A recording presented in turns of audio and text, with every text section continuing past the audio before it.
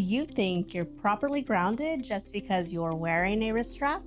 Wrist straps safely and effectively ground the operator, preventing electrostatic discharge from damaging static-sensitive components.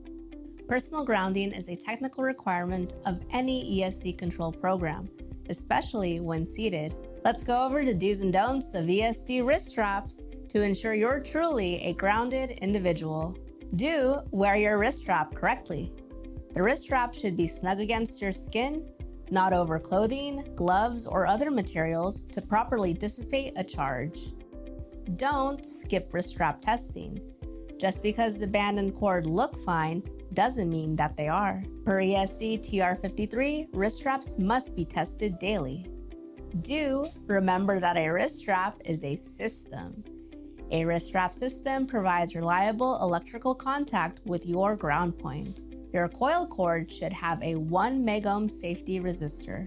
Don't use wireless wrist straps because they don't work. All they do is transfer the charge from your body to the band, but the charge is still not grounded away. Do ensure your wrist strap type is compatible with your continuous monitor. A single wire system has a 4mm snap and banana plug, while a dual wire system has a dual snap and 3.5mm mono plug. Don't think adapters will work for different technologies.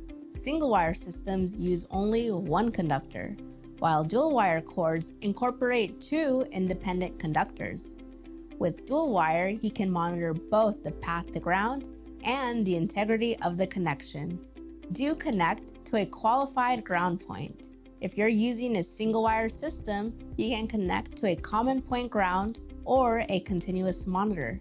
If you're using dual wire, it should be connected to a compatible dual wire monitor. Don't clip to unverified or improper ground points, such as painted surfaces, equipment frames, or random metal objects. If the ground isn't verified, the charge may not be safely dissipated, putting your products at risk.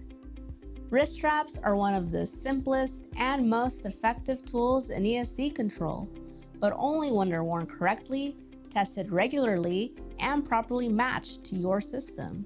Be sure to include your qualified wrist straps on your qualified materials list to ensure ongoing compatibility and compliance. Thanks for watching. Stay tuned for more SCS do's and don'ts.